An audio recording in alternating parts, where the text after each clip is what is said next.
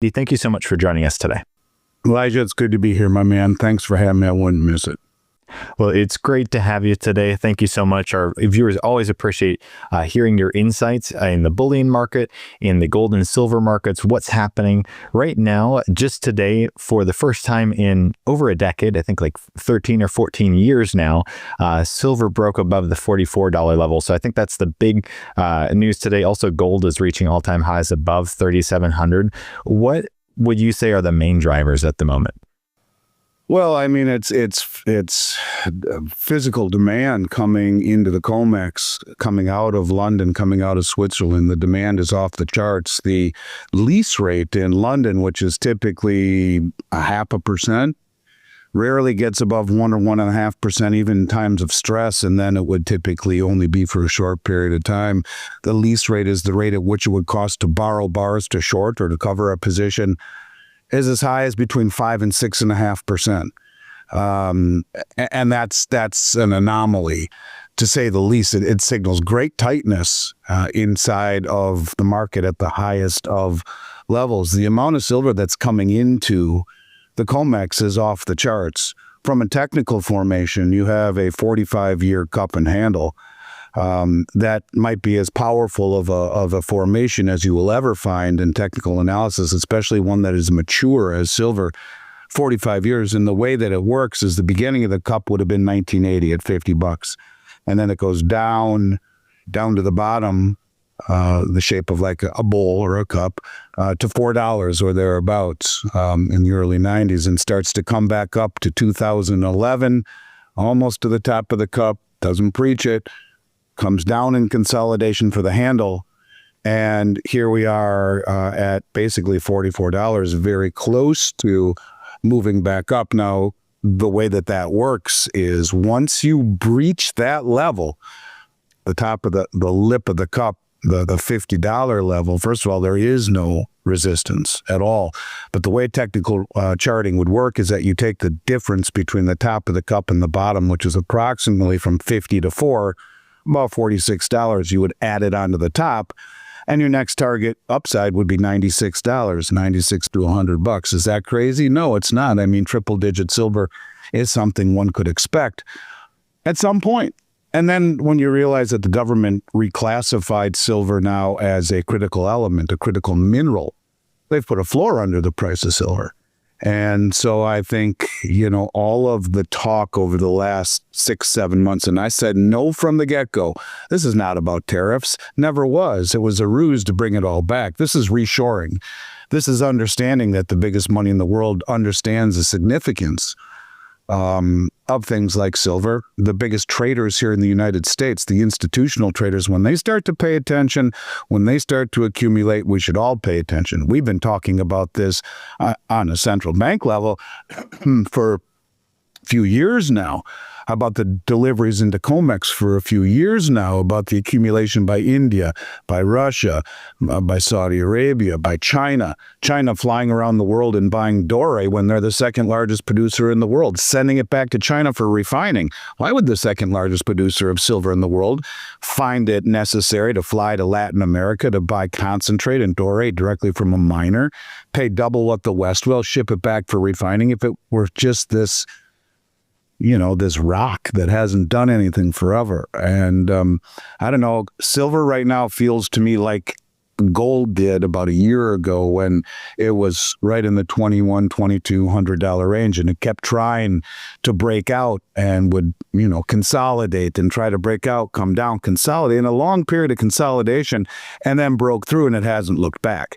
I would say that's about where silver is right now. I look at it as the most undervalued asset in the world, and now evidently the United States finds it significant enough to call it critical. I think there are very few opportunities asymmetrically where you have such low downside and such high upside, being asymmetrical. For an asset like this, it's once a generation. So I think the drivers are big money waking up. Now, you could argue that the public is not even part of this rally yet. What happens when they collectively wake up? This is being driven by people at the highest of levels before the public catches on, which is another contrarian indicator. So, Yeah, I think what's driving gold and silver is that silver is finally catching up. Gold is being rewoven into the monetary fabric of the globe. And thankfully, someone in this administration, I think, grabbed President Trump and said, if we don't do this, we will forever regret it. This is our last opportunity to bring some of this home because the world is moving away from treasuries and dollars and paper promises. And then you add on to it sanctions and tariffs. After 4 years of nightmarish domestic and foreign policy, prior to this administration, you could argue a system that is fully based on trust has squandered the majority of it. And then, look, I would vote for President Trump again, but I don't agree with the way he is antagonizing even his allies, like India, as an example, throwing on 50% tariffs, and many of the other countries in the European Union and Canada. Maybe there's something bigger at play, which we've talked about a lot, but I think it's just beginning, quite frankly.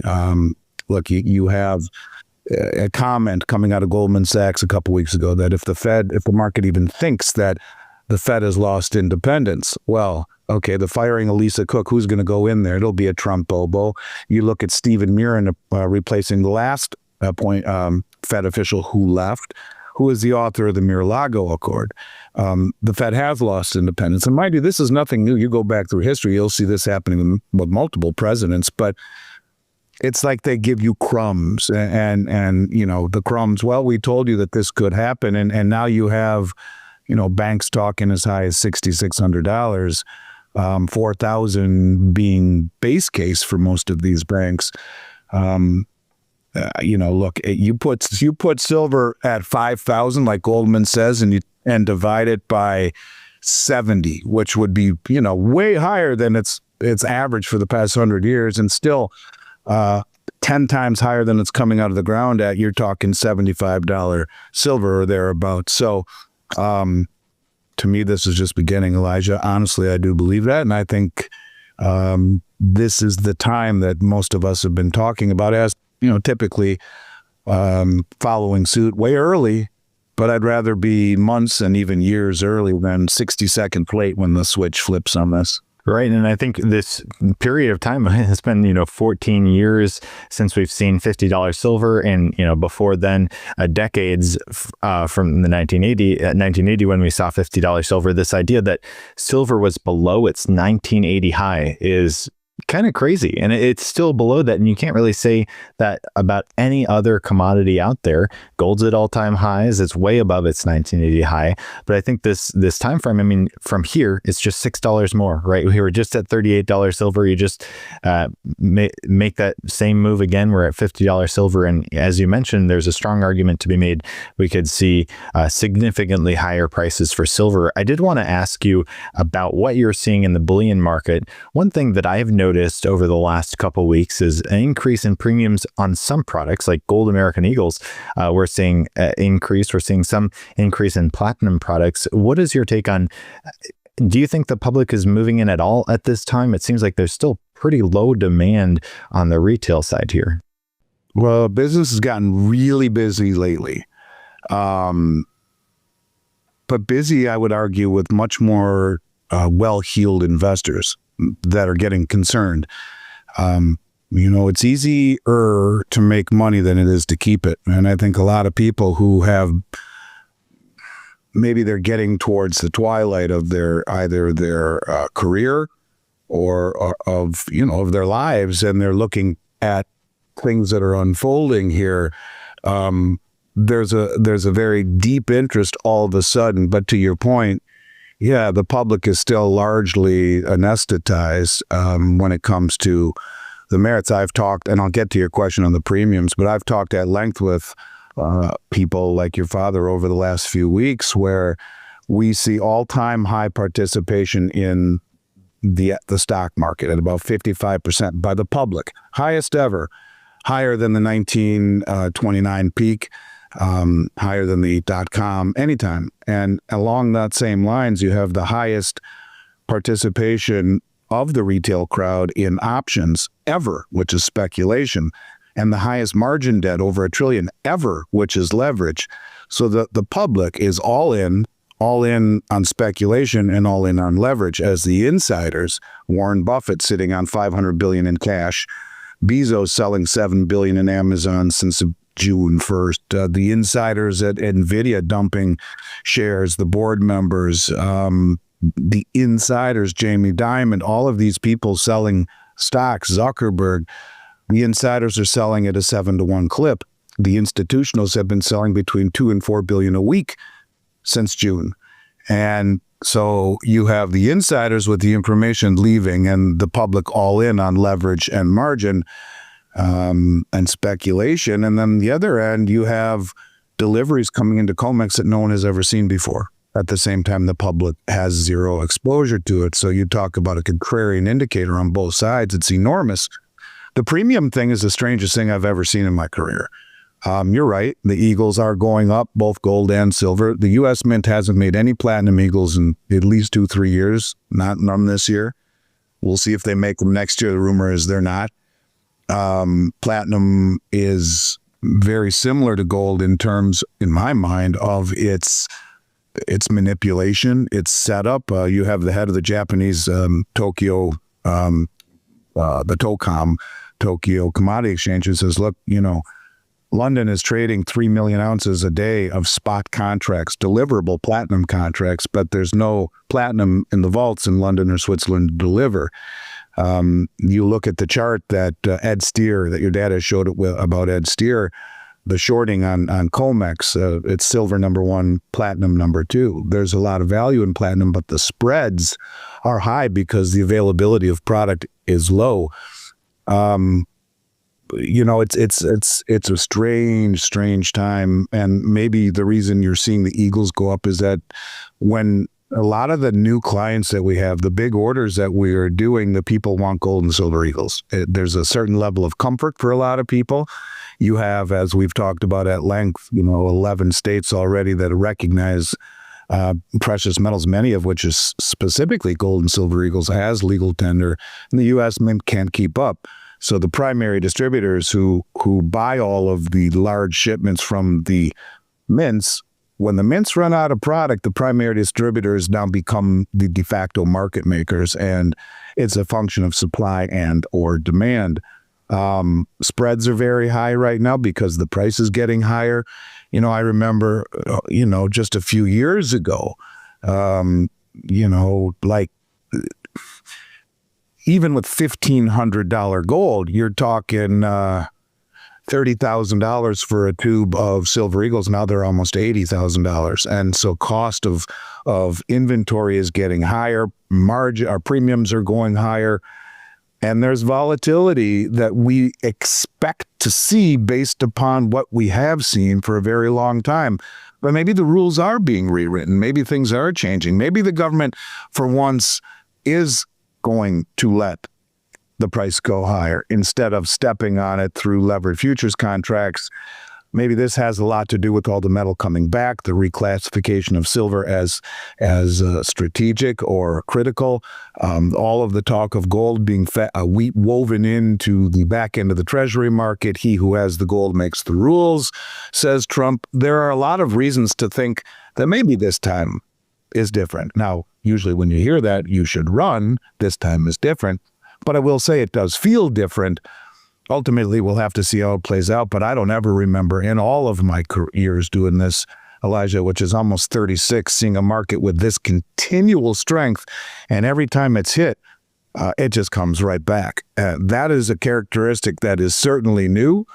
And feels like, they're just going to let it go much higher, in particular with gold, making the revaluation at some point much easier and increasing the value of the holdings that they have. And if they really are going to revalue it, like a lot of people talk about, myself included, James Rickards, Mike Maloney, the Federal Reserve, Senator Lummis from Wyoming, keep on going on, Judy Shelton, if they do, starting from a much higher peak or plateau, from a much higher base, would be beneficial to them. And when you see banks saying, okay, now it's 4, now it's 5, now it's 6, they keep on raising their targets, which is interesting. And I don't know. I think, honestly, that this system needs to go back to some form of truth, some form of credibility, some form of trust, because what we have right now is really failing on all of those accounts, not to mention fiscal irresponsibility. We talk about, August being a huge month for tariffs, like 85 billion, yet the deficit for the month was 350 billion. So our spending is out of control. Our reputation is maybe irrevocably damaged. And the biggest money in the world is showing you, whether it be the central banks around the globe or now the institutional traders here in the United States, or whoever the hell it is bringing in billions a week in gold and silver into COMEX, that these metals are far more important than the currency that is being used and conjured up to purchase it. And honest to God, in my soul, I feel like this is just the beginning. I guess we'll see. And I want people to know, I never tell you to buy metal to get wealthy. It is wealth. And that's what I think we are seeing. It's going back to its historical placeholder of wealth. And yeah, you own enough, you will be wealthy. You don't buy it to get wealthy. I think you have that opportunity with silver, but I would never tell someone to do it for that. If you buy it for the right reasons, because the system is dying and it is sick, it is diseased, and the biggest money in the world, who knows the playbook, is showing you that this is a very significant part of their path to the other side. So yeah, I think that is what's driving it, and premiums will go higher. When you listen to what Rick Rule says, 0.5% allocation, right? Getting product, if you get to a 5% allocation of the retail public, of Joe and Jane Sig, he always would say something interesting, Elijah. He would say exactly 0.5% allocation in precious metals and precious metals equities from Joe and Jane six-pack to the Harvard Endowment Fund. But what did we just see a few weeks ago? The Harvard Endowment Fund buys, over $100 million worth of gold, I think was the number. So things are changing. Institutions are embracing. Big money is waking up, and so too will the public.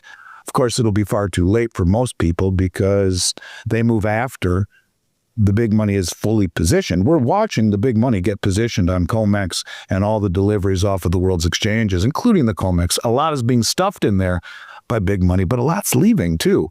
We don't talk about that enough. Where's it going? Who's taking it? It's just beginning, in my opinion. It is really interesting what you're saying. The kind of demand we're seeing at Miles Franklin is some of the general public is moving in, but really just a lot more wealthy individuals who are buying large amounts of gold and silver eagles. So do you think this is kind of like, I guess maybe you could say, the calm before the storm, or a little sign that, we've had the big institutions buying off of COMEX, the big central banks. Now it's the more just the tail end of the general public that are very, very wealthy coming into the market, but we haven't seen really a huge increase in demand from, your neighbors or the general public at large. I'll put it to you this way, man. I remember vividly when gold finally broke through $400. I was a very young man at that time, and gold just forever was between $250 and $375, $80. And just like we see right now with, when the market was trying to break through 2,000 in gold, or when silver is trying to, break through 44, it keeps coming up, and it would just bang its head against that resistance. And I remember it finally breaking through 400, thinking, my goodness, here we are at $400. And then it broke 850, like, oh my God, we're finally there. We're finally at all-time highs. And if you would have told me that we would be at nearly $3,800 on gold, and really no one hears about it, you rarely see it. Yeah, you see it on the ticker a little bit on CNBC or Fox, but it's not discussed. Jim Cramer, this idiot, just comes out and makes a tweet saying, I just wish we'd stop seeing all of this, irrational speculation in gold. And I'm thinking, you're just a moron. Where have you been the whole way? And is it irrational, or is owning stocks at the highest level of valuation ever, with the largest allocation of the retail public ever, and the largest margin participation by the public ever, and the largest option participation by the public ever, as the inside money is going the other way?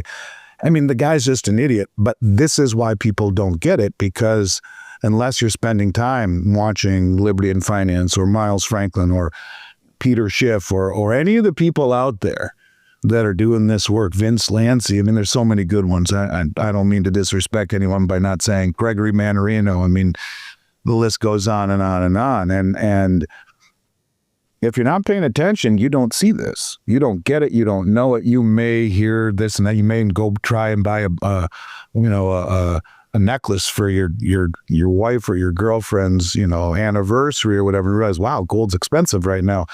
But people at large don't understand it. They don't view it. It's become so removed from the collective conscious of the public. And so, yeah, I mean, the big money is waking up to it, no question. And when I say big money, I think there's a duty when you have that kind of money to think. And I'll tell you that, and I mean, I'm serious about this. Where do you put your money at a certain point is very difficult, right? You got interest rates that on the short term, the very short term interest rates, which are coming down. I think you'll see the opposite on the 10-year. Will move the other direction, just like it did before, just like we see in London, where they've lowered rates 7 or 8 times, and yet their 30-year treasury is pretty darn well near its all-time high. The bond market controls the back end, but I wouldn't buy the back end anyway. I would own some 6-month treasuries or shorter duration, and those are coming down. Where do you put your money when inflation, the real level of inflation, is far greater than the interest that you're receiving for something as safe and liquid as a treasury? What happens if Trump gets his way and they lower rates 200 basis points to 2%? And the CPI, which is at 3.1% right now, is actually higher than the rate that is stated. The big money won't stand for that. We know that the CPI, because you've had John Williams on this show, will tell you it's 11% right now. Add an 8 to it, the way it used to be measured before they changed it. Point of it is where do you put your money? Stocks at all-time highs, bonds at not quite all-time highs, but losing demand rapidly. So much so you create something called the Genius Act, which it is kind of diabolically genius, to create synthetic demand for U.S. treasuries because the organic demand is waning. Where do you put it? You put it in real estate at all-time highs. You put it in banks that are over-leveraged and undercapitalized, where you are now a unsecured general creditor with bail-in laws. So, yeah, I mean, I think there will come a moment where the public at large realizes this, but the big money is asking these questions every day. What do I do with all this money? And no one would have ever thought that having that kind of wealth would be such a pain in the ass, such a difficult thing to safeguard. And as you get older, you're more concerned about protecting than you are making, because, you're thinking of your children and your grandchildren and how do I pass it on appropriately. Interest rates spike in an environment where there's that black swan. Well, the banks are in trouble. The insurance companies are in trouble. The bond market's in trouble. The stock market's in trouble. Real estate's in trouble. Where do you go? And I think people are realizing this. And, it's kind of a softball question for a guy that owns a precious metals company. But if people haven't figured out by now that I try and be as genuine as humanly possible, that I do as I say, they never will believe me. I will just simply say, to me, there are very few places where I think you can safely keep your money with a high degree of liquidity, where the biggest money in the world is showing you through their actions where they're going. And I think you will see that public catch on. But typically, the big money, well, they do this in the cover of darkness, where you got guys like, Jim Cramer, moron, saying, it's too speculative, it's frothy. They're not looking at this the right way, and they're not really part of it. But there are a lot of people who are clued in and understand where we're going and what's happening, that are buying gold and silver as a life raft. And that's the way that I look at it, but not just for an emergency, right? It's for an opportunity as well. And maybe having that dry powder in the form of something that is keeping its purchasing power against a dollar that's down 11% this year and gold up over 40, It's keeping its purchase. You go back as far as you want, and I can make this analogy in real estate and in anything. Gold maintains its purchasing power, and most other items across the board, from food to energy to real estate, measured in gold, it's becoming cheaper and cheaper and cheaper as things measured in dollars are becoming more and more and more and more expensive. You can pick anything you want, automobiles, college tuition, and I have an answer for it. And that's the scary thing. I wrote one thing down to kind of show that. It just kind of caught my attention. And it's just very simple. In 1978, a student working full-time summer job at the minimum wage of $2.65 an hour could earn roughly $1,378, which was more than enough to cover the average tuition and fees of $688 at a public university. So when you talk about inflation outpacing standard of living, it's extraordinary. But if you look at gold, at its value, since then, since 1978, when it would have been priced at, I don't know what it was back then, a few $100s anyway. But point of it is that, look at where gold is today from where it was then. In fact, let's just look real quick just to make the point. We'll see where gold was in 1978. What was average gold price in 78? Was $193.4. So if you are earning minimum wage and you're able to make, what did they say, 1,378. So 1,378 divided by 193.4. You would have bought 7 ounces of gold with your minimum wage summer job that today would be worth $26,000. So that would cover your tuition in most public schools. A lot of the highfalutin ones are going to be 3 times that, because college is probably a poor example showing how much it's outpaced itself. But point of it is that, what is $1,100 worth in fiat versus in this term. I just think it's important to understand that gold and silver have done a wonderful job in the face of a dollar that is destined to continue to lose purchasing power and probably accelerate, because that's the whole premise of what they're trying to do, not only of what Trump wants to do, but Stephen Murin, who's now on the Fed and the architect of the Mar-a-Lago Accord, which speaks of a weaker dollar to stimulate and bring back manufacturing. So saving in dollars are destined to go broke, period. I did want to give our viewers an opportunity to really see what specials we have if they do want to take advantage of this opportunity in precious metals. And I think a lot of people are trying to, maybe as precious metals are increasing dramatically, are trying to catch pullbacks. And obviously we can't predict perfectly what the future is going to hold or anything like that. But one thing I might note is that, and I would love to get your perspective on this, that, if someone is looking for a pullback, it might be that silver goes to 47 and then pulls back to 45, right? So this time of, $30 silver or $20 silver, those times might just be over. But your perspective on that for people who are looking to kind of catch a pullback here? Silly. Luck. Instead, cost average. And if you have $100 to spend waiting for it to pull back, instead spend $25 a week for 4 weeks. You'll smooth out the uncertainty. The people who are talking, the talking heads saying that gold and silver are top heavy and are going to correct, maybe it is, maybe it isn't. Maybe this time it's different. I mean, when you get to the end of a cycle, like we're seeing right now, a monetary cycle, maybe a reset, a reshuffling of the monetary deck, where gold and silver are becoming more central to, I think, the plans. Silver for national security on many levels, and gold for the backing of a new monetary system that is one that's built and centered around trust. Waiting for that pullback might be silly. You might turn out to get really lucky, and maybe it is a great thing. But instead of putting all your chips on red or black, why not just, cost average your way?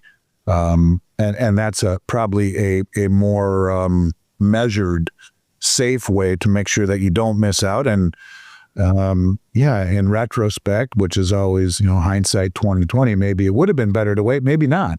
So I would choose to, fall on the side of cost averaging in smaller amounts, which you can always increase your speed if you feel the need to, or you see something that concerns you, or slow it down. So that would be, I think, a more prudent way to proceed rather than speculating, if you will, on something that you want to have in your portfolio. A premium on that above the gold content. So even factoring in that you're having a little bit less than a half ounce of gold, it's still a better buy than the half ounce Eagle at the moment, which is just insane. And as you mentioned, really, it's great to exploit these anomalies. The pre-33s right now, and I think junk silver are really the two ones that are no-brainers at the moment. It's just crazy low premiums.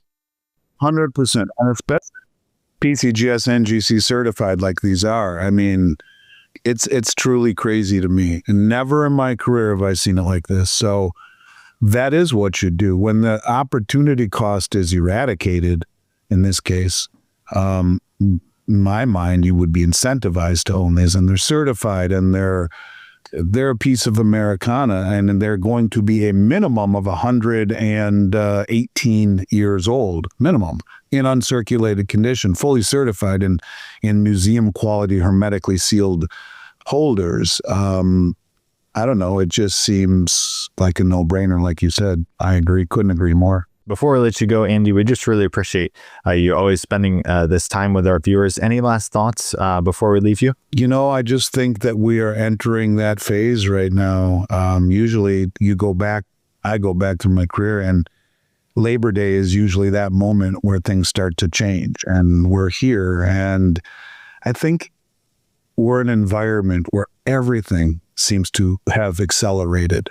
The just life has accelerated, craziness has accelerated, and I think this is going to continue. I think that we are at that point on the curve where things are going to start to not only get crazy but get magnified. And when you realize that all of this move that we've had, where silver has outpaced Bitcoin, silver and gold are roaring and no one knows about it. You get the public involved, and the biggest issue people will have, which has been a non-issue for over a year now, a year and a half, that's all I've talked about, is how crazy the availability is, and premiums being so low. You're starting to see premiums creep. You're starting to see more people, bigger money start to come in. All it will take is one event, and this market, which has been characterized by over availability and low premiums like that, will change. And you've seen it with your own eyes over the last 5-6 years that we've been working together closely. Granted, that was somewhat related to the pandemic, but I would say look at Silicon Valley Bank as a better example, where Miles Franklin added 14,000 clients in 45 days, where we were working, yourself included, till 10, 11, 12 o'clock at night, and just had to stop in order to eat dinner and rest for a little bit. As crazy as that sounds, it's true. And that's the kind of, I think, demand we will see when people realize that, the stocks that they own are at all-time highs and the insiders are leaving, that the bonds that they own are losing demand globally. And I would not be surprised one bit to see bonds be a 4-letter word. Well, it is BOND, but a real nasty 4-letter word by the time it's all said and done. And I don't know. I just think it's time for people to own some gold and silver in their portfolio, because it is wealth that is simultaneously no one else's liability, that the biggest money in the world has been buying for years, and now the biggest and most well-informed institutional traders in the United States are doing it too. And who they are is another issue. Who is it? Why are we not hearing these massive deliveries that are just literally record-breaking, it seemingly every month? No one's talking about it. That in and of itself, another contrarian indicator. And these are the people who spend billions of dollars. They do not do these things just for the hell of it. My guess is they understand where we are going, whether they have the roadmap to it or have been, cued into the roadmap. I think you do what the biggest money in the world is doing. Stop listening to the Jim Cramers and stop listening to your advisor and trust your gut.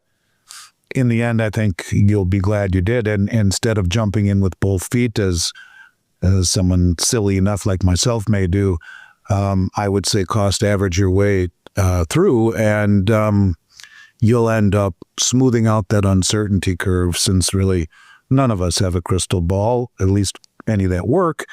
And do a little bit of research like you do, like I do, like your dad does, like anyone who's on YouTube does. And if you do enough research, you come to the same conclusion we all have, that really it's silly to not own any. In fact, you look at things, the world, very differently. Like, you put all your money in stocks and bonds?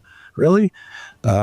Most people would say the same thing about us. That'll change, and I think we're on the cusp of that kind of sea change. So anyways, not to wax poetic so much, but I don't know how you can get people to see that this is not just for the sky falling. It's good for that, of course, but it's also good for opportunities that will present themselves when the dust settles. In this, we'll find our way through this, but it's going to come at an expense, and I guess we'll see whatever that swan is that triggers the collective awareness. But it's always nice doing these with you, Elijah. It's nice to catch up with you, buddy, and look forward to picking up where we left off real soon. Thanks for having me today. Thank you so much, Andy. You have a good day, and God bless. God bless, brother.